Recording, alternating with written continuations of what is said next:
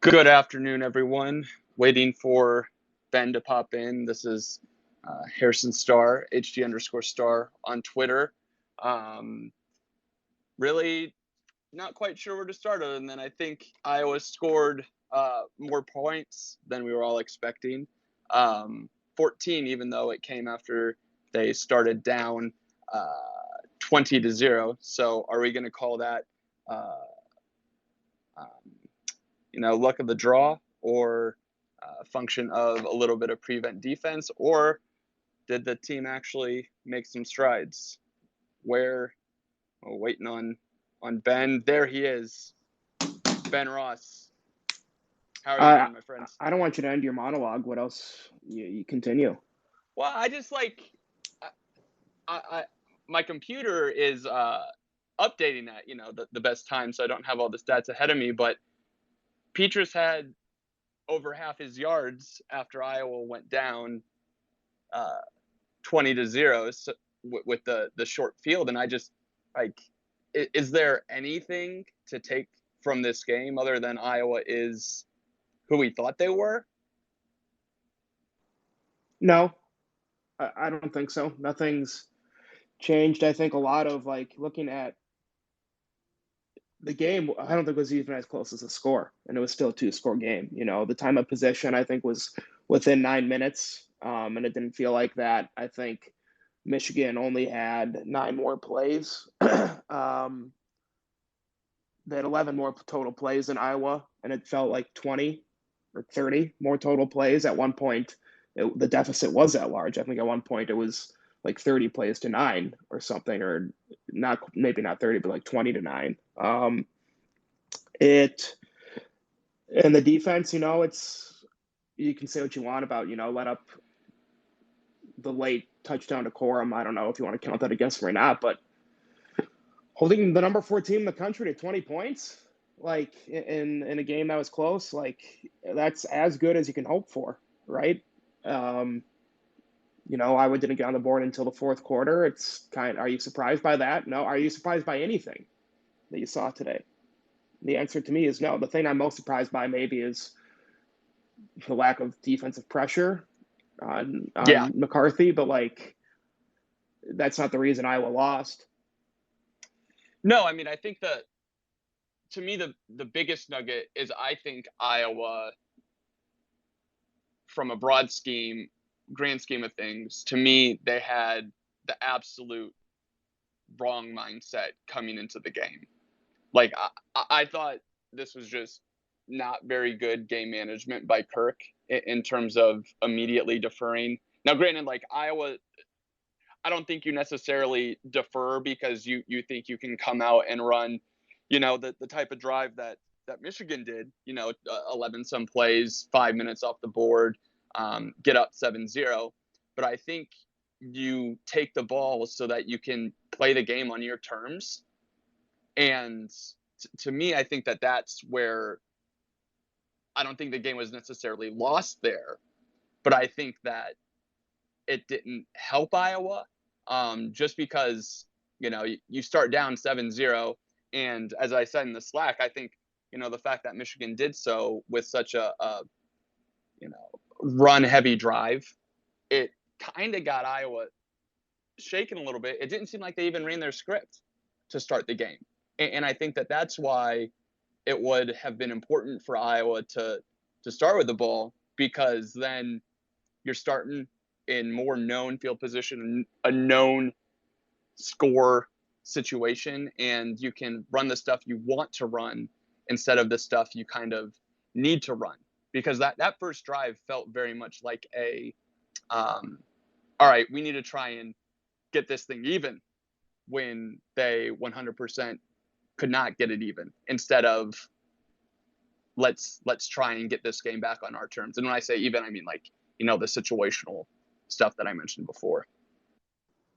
Yeah, I guess I was about ready to push back on you on saying I'm not holding as much stock in the deferral as you are, but now, thinking about it, Michigan did everything it wanted to do. You're right, on that drive. It was surgical. I thought it was going to be 40-0, with the way Michigan handled Iowa, on that drive. And I guess it's maybe a little bit like the mindset, you put the opposite idea, the opposite of putting your defense on first if it's overtime or something.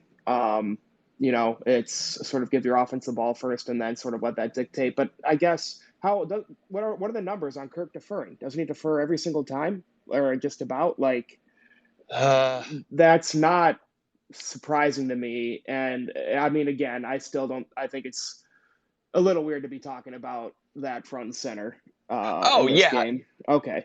yeah. I mean, I think it's silly too, but I think it showed kind of a mindset that I didn't necessarily agree with, and letting the game come to them. To me, Iowa had to do everything they could to kind of impose their will on the game instead of giving the ball to Michigan and letting them do that. To me, it's more of a I just don't know that they came in with the right mindset. Like, but it's hard to take too much away from it, at least in terms of what I expected to what actually happened when you kind of said at halftime, we're so numb to the way Iowa has played football that being down 13-0 felt good in some way.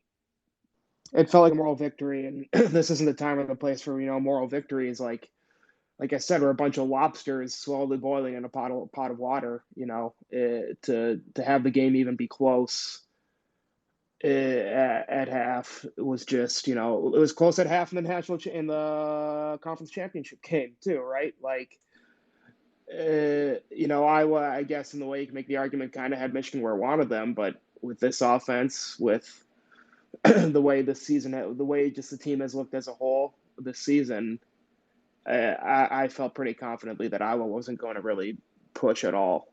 And this sort of played out exactly how I would have expected. The most surprising thing was Iowa having a chance to make it a one-score game with 8 minutes left in the fourth quarter. Yeah, I mean that felt like highway robbery that Iowa was at Yeah, that point. seriously. Like oh, we can, because that, if you're Jim Harbaugh and somehow, I don't necessarily agree with that offensive pass interference call, but and the refereeing by no mistake, I don't even want to talk about it because I don't think Iowa played nearly well enough for it to have made an impact. But it was just so weird, some of the plays that went against them, and maybe a weird take. Like, I don't know that like the play calling was all that bad. I don't know that the play design was all that bad outside of a couple really weird instances. Like, I think Hawkeye Game Film had it. He didn't necessarily like that 4th and 2 play call because they ran it once successfully, and then the next time they ran it, Michigan, had it beat, and then again you're running kind of the exact same play. But it just felt like when Iowa plays the way they do on offense, it is just so important for plays that are dialed up successfully to hit. And I think that that's where in the first half it was just brutal because there was the 1 3 and out where Petrus missed 3 open guys all high. Yep. And that just kind of set the tone for the rest of the game. Like, oh, Iowa's not going to have a chance, because it felt like at that point Iowa did have a chance, and then they didn't after it. It sort of felt at the end, it felt like Petrus was treating Laporta like the way I treated Jerome Bettis or Jamal Lewis in Madden, where they're guaranteed to break the first tackle, and the second tackle is like an 80% they'll break it, because he kind of was for a couple of plays. They're like, I think there was a second down that should have gone for a 3-yard loss, but it went for a 6-yard gain. Laporta just went beast mode, and I mean, like, he's good. Laporta's a really good player.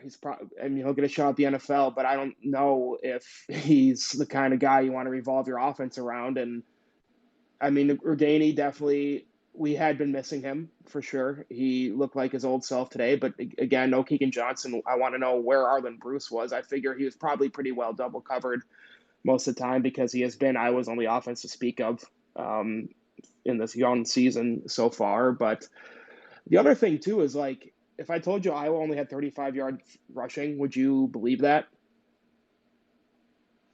No, I I, don't, because I thought it seemed like there were certain aspects to the run game that were going really well, and it wasn't even like Iowa was dialing up all the stuff I like with jet sweep action and things of that nature to free Caleb Johnson. He's just a dude, is ultimately what it comes down to. Like, to me, maybe that's perhaps the biggest takeaway from this, because from an Iowa perspective, if they can stop shooting themselves in the foot with some of these penalties, and as you kind of said after we chatted, I can't remember when the last time we chatted, but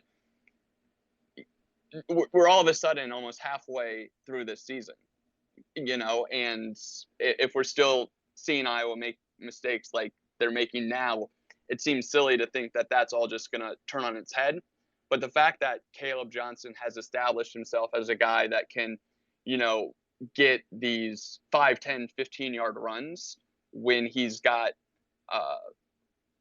kind of the right play dialed up, like to me, that's definitely, he's a guy to build the offense around. They just couldn't sustain enough drives for him to impact the game in the first half to set Iowa up for closing the door in the second.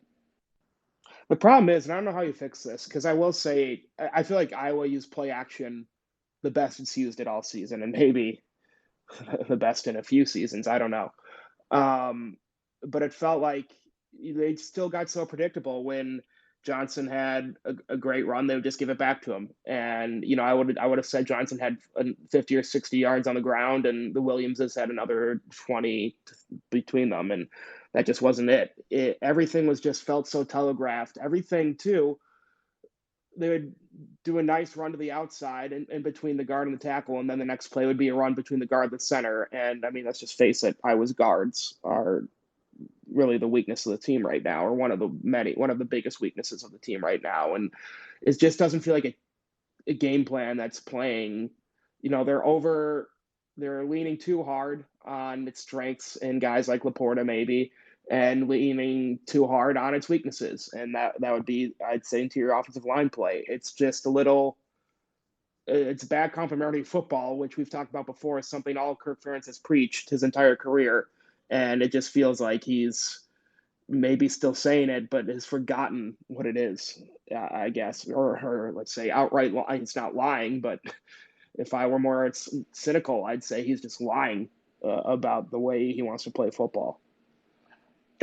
That's a point I think maybe we need to discuss this week, because I think Gus Johnson said it at one point where Iowa historically known for their offensive line play, and I think we need to bury that. Capital H history, yeah. Yeah, like I don't know that we can say, and maybe 2020 COVID year, this is always a point you want to hammer, right? That we really shouldn't take anything seriously from that perspective, because that felt like the last time Iowa's had, a real push in the running game, as well as being able to pass protect. But from a offense perspective, to me, he's built so much of his credibility as an offensive line orchestrator, because they've had individual talent come through and been successful. But as an orchestrator, to me, it's really 2002, 2008, especially by the end of that year with Sean Green, and then 2016 and 15-16, but really only in the run game. Like, it's not like Iowa is consistently putting up 4.5, 5 yards per carry with all different types of backs. It is really, it's not, he's not able to orchestrate offensive lines like they did in 2002. And I think there's probably a lot of reasons for that. Mainly because that 2002 team had 4 NFL draft picks on them, and I think a 5th guy who stuck around the NFL. But we're just not going to see that confluence of events created anytime future, and I think that's ultimately what it comes down to, at least from an offensive line perspective, is that they're just not there yet. And I don't know if they'll be there by the end of this year, or if all these guys who are young will still be around playing for next year. And that's when we see the offensive line really come together with Caleb Johnson behind them. But ultimately, it's just like, it feels like 2 steps forward, 3 steps back right now with the offensive line? I can't get to all the numbers fast enough, but I feel confident in saying over the past 17 games, so this year and all of last year, you can count on one hand how many times Iowa's had a 100-yard rusher in a game, and that's not how you win. That's not one, not how you win football games. Period in the Big Ten, and that's two, not how Iowa football wins football games. Like it is pretty asinine, and I do think having guys like Tyler Linderbaum and having guys like the right tackle for the Bucks right now. Oh, Right, Tristan Wirfs. Tristan Wirfs, having these ambassadors for the program and the offensive line, it makes it easy to forget there's four other guys in that unit, and you're right. It is pretty crazy, and I know the big reason why people are going to point to that, and I don't want to fight them with it for right now, but it is something that, like, are you scared now of like Caden Proctor not coming to Iowa for stuff like this? I mean, I think this shows how much Iowa needs him. Yeah. I mean, I think he's more developmental, but like I think you see where Iowa struggles from a right tackle perspective, and then I have to do a little bit of a mea culpa because I thought putting Colby out there, he's the best offensive lineman returning, get him into a position of need. And he struggled. I think that he's a guy who's playing. He's a guard playing tackle. Who hasn't struggled? But yeah, who hasn't struggled? I mean, he got work on that last drive, but man, tough to put it all on him. He's just young, and he's definitely the guy that maybe back to guard with a guy who can be kind of that true bookend. Maybe we see Iowa's offense play better next year, but to your point, the cavalry ain't coming.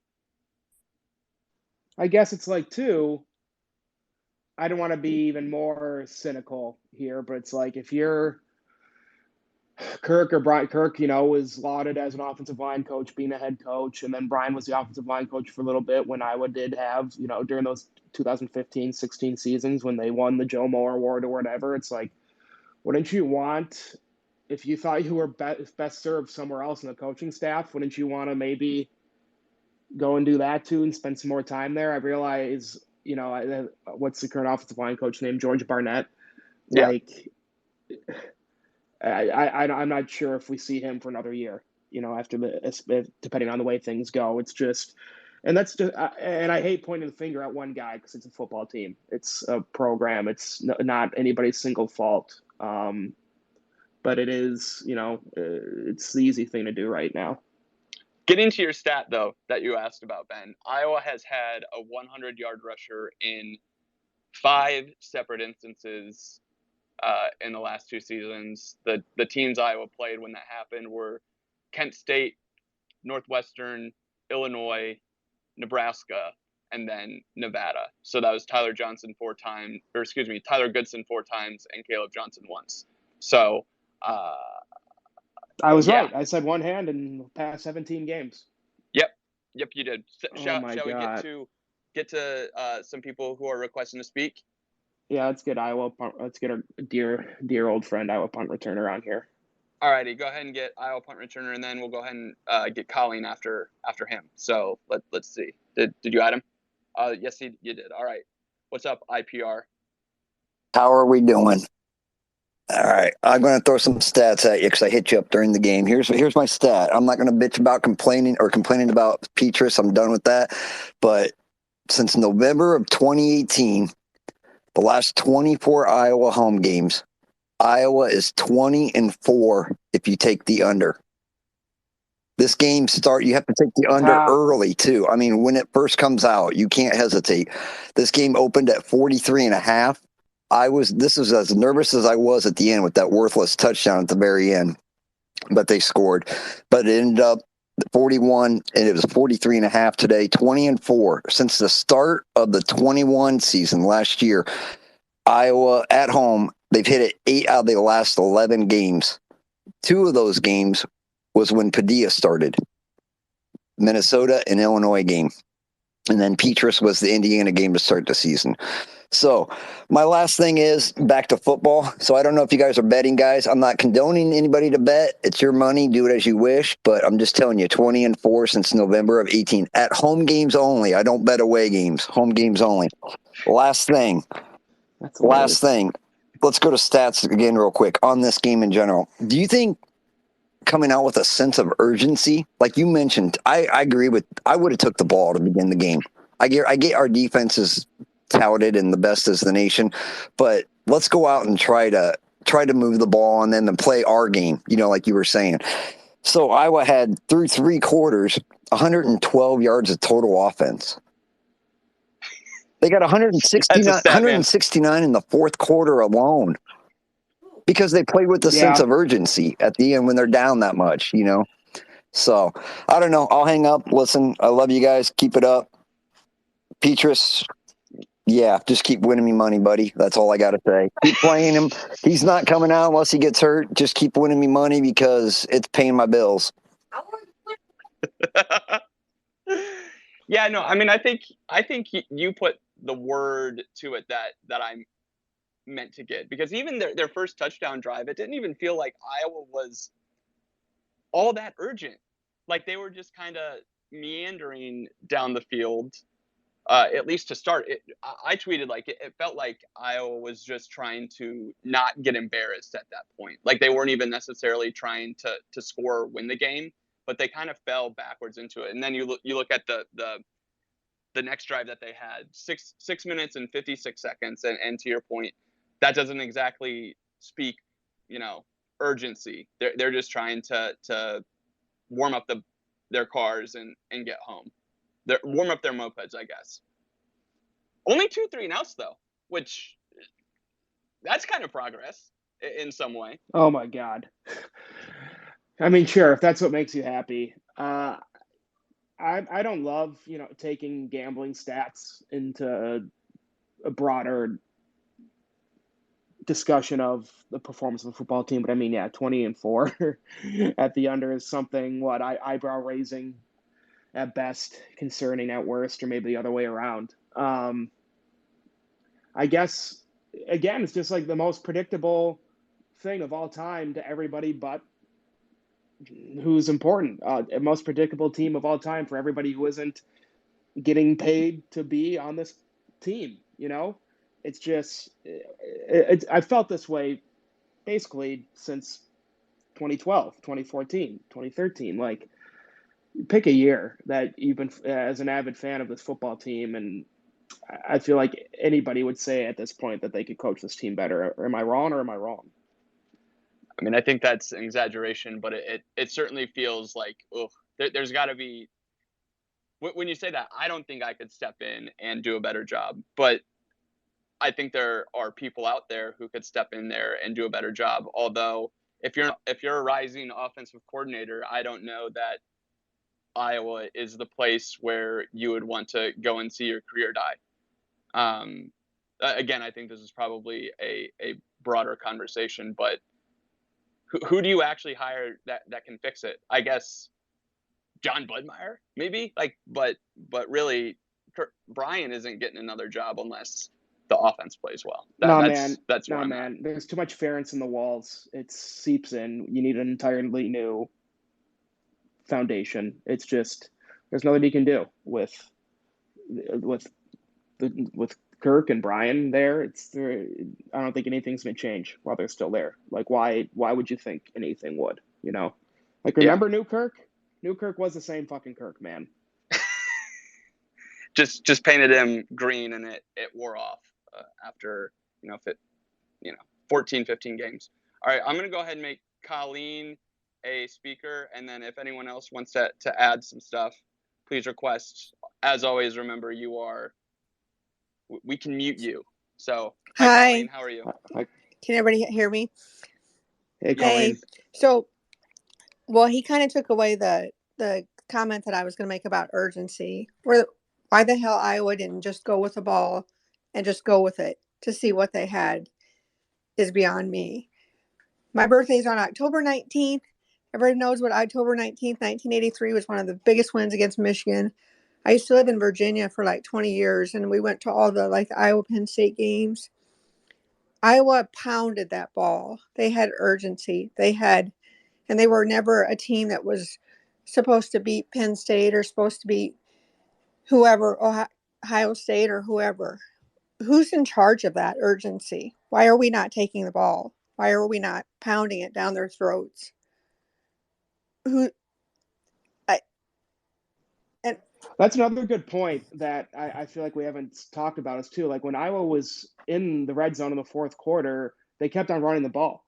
I keep on wondering like why I understand like balance and everything, and maybe running it did work on 3rd and 9 and all that, but again, it looked like as they're opening things up, hitting seams down the middle to Brody Brecht and Luke Lachey was like the only that was really catching Michigan off guard. And as we're talking more and more about this, I guess I will say offer mea culpa and say Iowa probably should have taken the received the ball, but again, I still have a really tough time admitting that the choice made in the first second of the game was a result. I like the fact that I'm not unhappy that they didn't take the ball to see what Michigan had, honestly.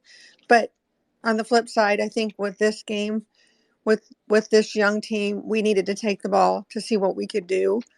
I was at the Iowa Penn State game when Iowa held them scoreless in the second half, 21. They won 21-20, and Penn State was so just balls to the walls in that game, and Iowa never gave up. We're not seeing that. And what the hell was that penalty on that the center? Who is anybody? I mean, come on. Unnecessary roughness on an offensive lineman. I mean, come on. I guess we haven't talked about the penalties yet. I still don't think they affected the outcome. I think if Iowa did, I put this in my recap. If Iowa did score a touchdown to make it 14-20, I would have been prepared to admit that maybe the penalties affected the outcome of the game, but ultimately in the end they didn't.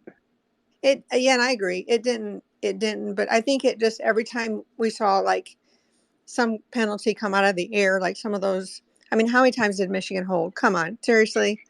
Oh wait, we're going to give you another field goal to get you hold on that one. I think it just sucked the air out of Iowa. I'm proud of the Iowa fans for not giving up on Iowa. I'd like to slap that female ref in her hair and stuff. She was like, oh my God, just like these worthless penalties. But Iowa needs to go. They need to just forget that they're young and just go after it. They gotta do something. Yeah, agreed. So thanks, Colleen. Appreciate your takes. We'll go ahead and get to ZB now.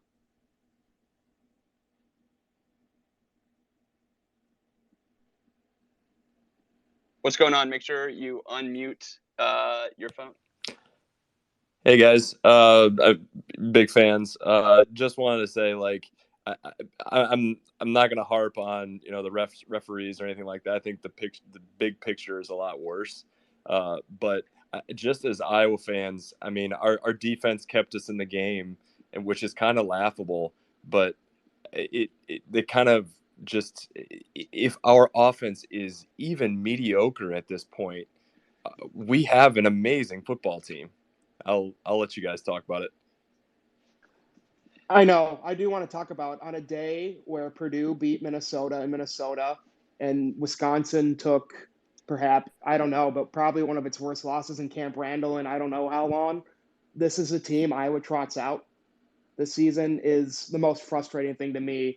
Big picture, Big Ten. Like, I think somebody tweeted that this could be the last year of the Big Ten West or Big Ten divisions. I don't know if that's true. But if that's true, Iowa has probably its best opportunity. I mean, even though they went to the championship game last year, but another great opportunity to make it back this year. And this is the product it puts out is perhaps the most disheartening thing for me. But maybe like the darkest part of that, Ben, is like 1-1. Everyone's 1-1 now, right? Right. Levels of playing field. Like Minnesota looked like they were absolutely run away with it. And now, but God, do you have any confidence to win in Champaign? It could be the first sold-out game in Champaign since Juice Williams? Oh, man. Night game there? Oh, my God. Like, Do you have any confidence in Iowa winning that one? No. Yeah. I mean, not as much as before, but here's the current state of the Big Ten West, Ben, is Northwestern is the only team with a winning record, and they haven't gone down to Penn State just yet. 0-0 as of this point. But man, is this what's going to happen? Is somehow it doesn't even feel like the cream is gonna rise to the top. It just feels like this piece of garbage in the ocean isn't going to fall away. It's like a rose on the Titanic. That's what the Big Ten West feels like, is whoever is left holding on to debris after the division goes down is going to be the team that wins it. It's race to the bottom. It's another race to the bottom. And it's like Big Ten East's just looking. Big Ten East is looking even more top heavy than usual, with Michigan State being just bad, and I'm still a Penn State truther. So just another Ohio State Michigan year, which I guess has kind of always been the Big Ten, right? Big 2 plus 12. Yeah. Big 2 plus 12. Anything else, ZB, or else we can, if anyone else wants to request some stuff, happy to add them. Yeah, the only other thing is kind of along the same lines with the offense. I mean, are we just that uncreative of an offense? Is it the Brian Ferentz is just, we don't have any creativity? I mean, every other offense, it seems, we're last. We're the last. They put that graphic. Joel Klatt and those guys talked about it during the broadcast today, and they put that graphic on there, and it's embarrassing. It's. I mean, I get that we cheer for the punter and like we have a really good punter, but I think that's just kind of like a cute thing. It's not cute anymore because we're cheering for the punter because of how bad our offense is. I was literally about to say the cuteness of that novelty has worn off so hard for me. Like, I saw somebody tweeted another picture of somebody wearing a "We Cheer." I think there was a "We Cheer for the Punter" flag in the stands today. It's like, I don't care. Like, that's been there, seen that already. I'm ready for some new content. Like, it's overplayed now. I cheer for touchdowns. Yes. Yeah, give me something new. I cheer for winning. I cheer for touch. Fuck, I'll take a field goal. It's just something new. It's even safeties, they're overplayed now. We have a lot of them. Give me touchdowns. All right. Anybody else want to give us a shot? Or it looks like perhaps.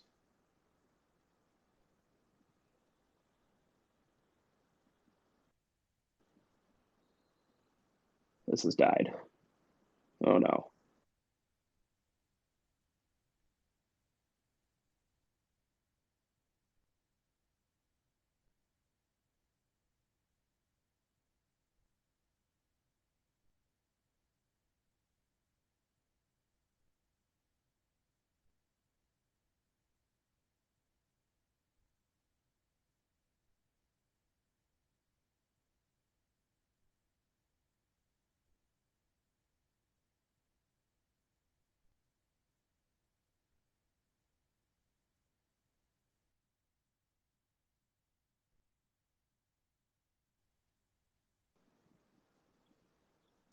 I don't know if anybody can hear me, but looks like the space is. I can hear you. I think that's a sign to probably call this. Alrighty. I think I just vamped all by myself for a solid 20 to 30 seconds waiting for you. Okay, I did the exact same. So we'll see who won out on this. Alrighty, so that's the after party for this. It'll be in the podcast feed sooner or later. And yeah, I did record it, so Ben made sure to remind me of that. I was nice about it. And I know it was a good text. So Ben, appreciate you hopping on. He is RenBoss23. I am HD_star. Thanks everyone, and go Hawks. Hawk State.